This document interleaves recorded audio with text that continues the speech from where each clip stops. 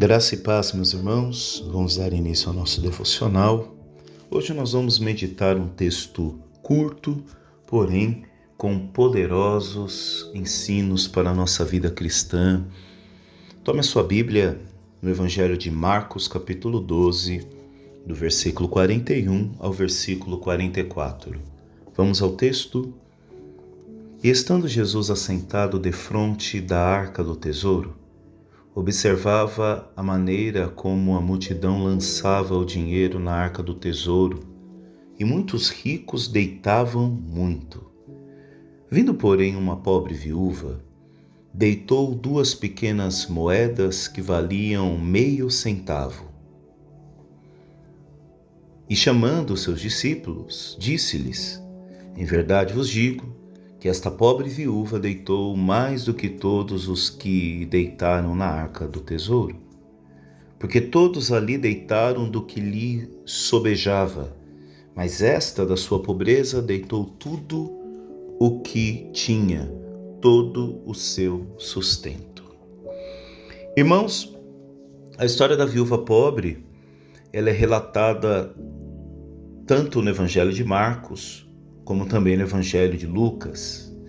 E ela acontece no Templo de Jerusalém. E é interessante porque Jesus está observando os que estavam depositando as suas ofertas. E Jesus observa 2 classes de pessoas, o rico. E, no entanto, também observa uma viúva que aqui é colocada como uma pobre viúva. E diante da igreja, nós nos deparamos com várias classes de pessoas. O caso aqui não é quanto a pessoa tem para ofertar no gasofilácio, que é o cofre das ofertas, recebeu o nome de gasofilácio. Jesus vê os ricos ofertando grandes quantias, mas ele nota que uma viúva pobre deposita apenas 2 pequenas moedas. Essas moedas, elas eram conhecidas como leptas. E essa moeda era a moeda de menor valor da época. E é isso que chama a atenção de Jesus. Porque Jesus deixa claro que os ricos ali estavam dando o que estava sobrando. Mas aquela mulher estava dando tudo o que ela tinha.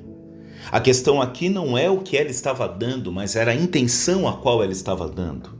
Porque enquanto os ricos estavam dando o que sobrava, aquela mulher estava dando tudo o que ela tinha. A história acerca das viúvas nos deixa claro que Deus, a todo momento, fez justiça pelas viúvas. É o que nós vemos no livro de Êxodo, capítulo 22, o versículo 22, que diz: A nenhuma viúva nem órfão afligireis.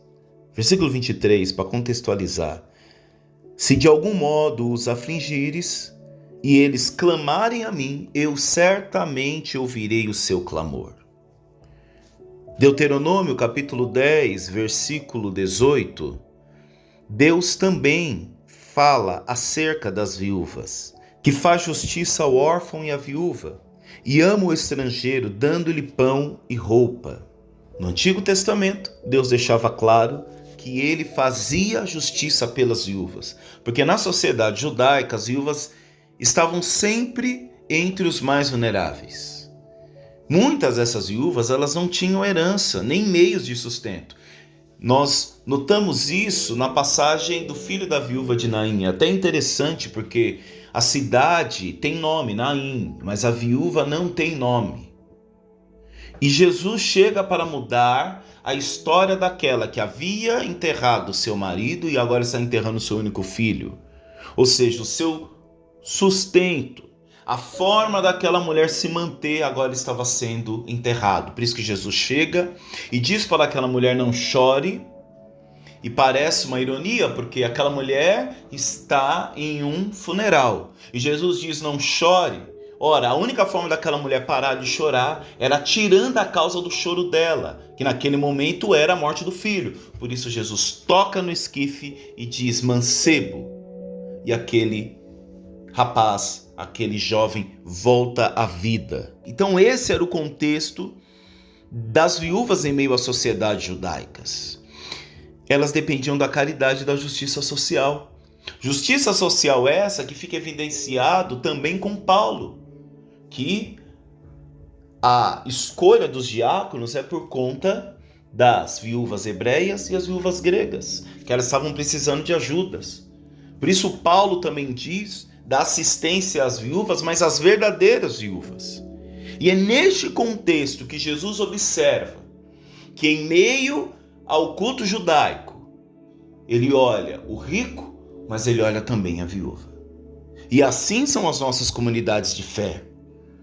Só que diante do Senhor, tanto o rico como a pobre viúva, todos são chamados a entregar não o que sobra, mas sim o seu tudo. É interessante que o Antigo Testamento, ele apresenta o dízimo como porcentagem, 10%, a 10ª parte. Porém, o Novo Testamento, em Atos, diz que eles vendiam as suas propriedades e depositavam aos pés dos discípulos. Então aqui não é sobre porcentagem do que eu vou devolver a Deus, porque Deus é dono de tudo. A questão aqui não é sobre dar para receber.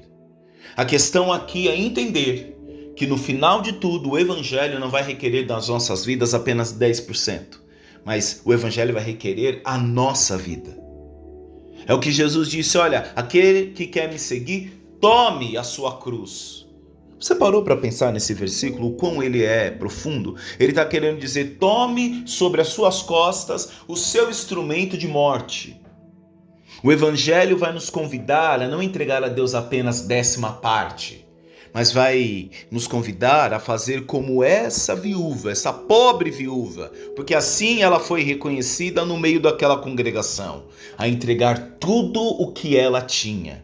Mesmo que essas 2 moedas, à vista de muitos, não tinham valor algum, aquela mulher entrega diante do Senhor o que ela tem de mais precioso, porque naquele momento ela encontrou a verdadeira preciosidade.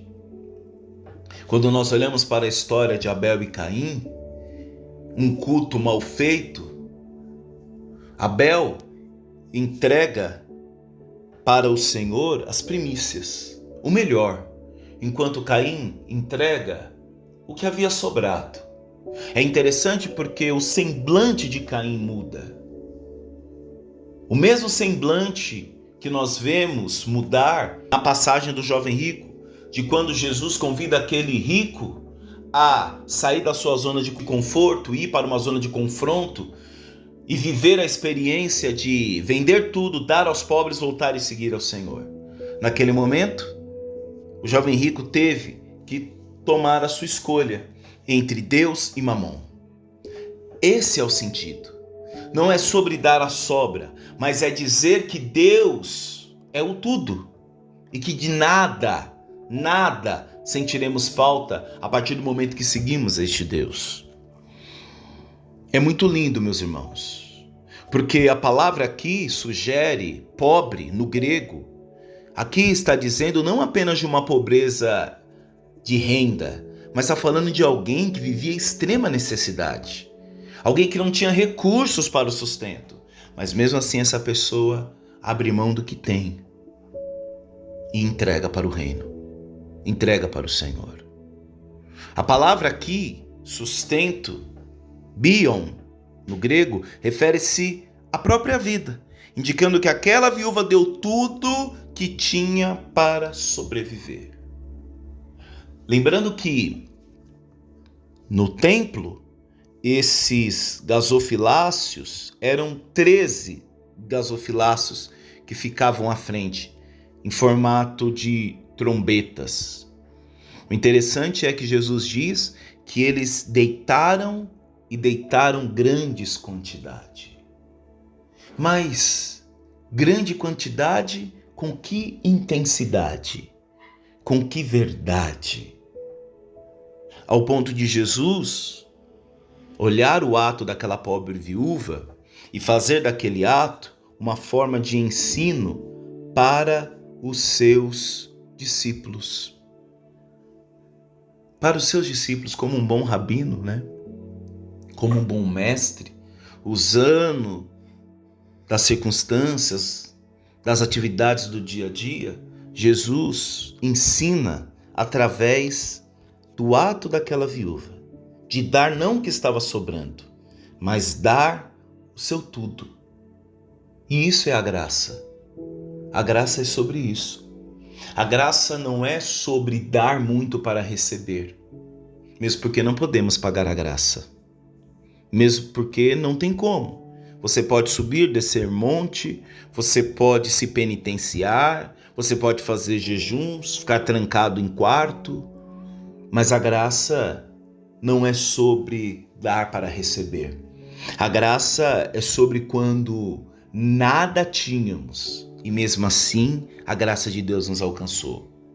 Tem um verso da música do Gilberto Gil que diz: não há o que perdoar, por isso mesmo há de haver mais compaixão.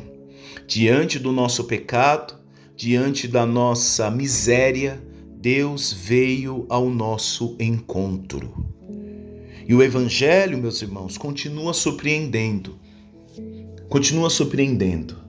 ao ver pessoas como essa pobre viúva dando não o que está sobrando, mas dando o seu tudo.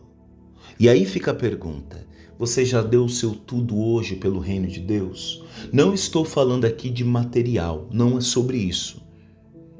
Estou dizendo, você tem investido tempo, vida no Evangelho?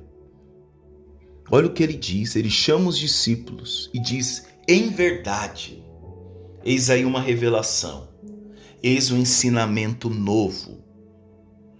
Versículo 44, e aqui eu encerro: porque todos ali deitaram do que lhes sobejava, mas esta da sua pobreza, porque ninguém pode dizer que é tão pobre que não consiga abençoar a vida de alguém.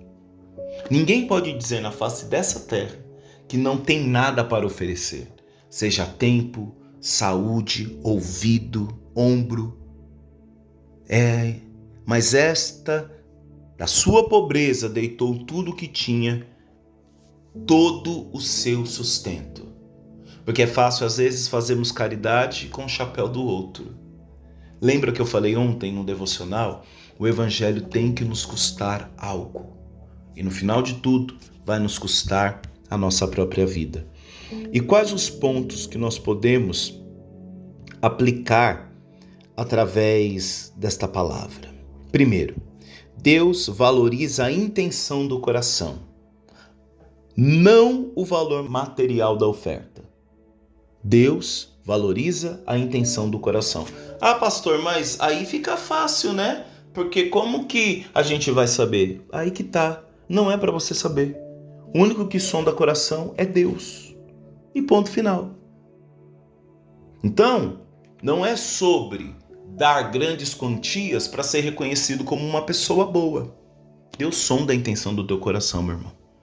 Segundo ponto, a verdadeira generosidade envolve sacrifícios. Não tem como. Generosidade vai nos levar a sacrificar. E último ponto, a fé da viúva mostra sua total confiança em Deus. Se aquela mulher deu as suas únicas 2 leptas, suas 2 únicas moedas, que era do seu sustento, ele estava querendo dizer: amanhã Deus há de providenciar o necessário.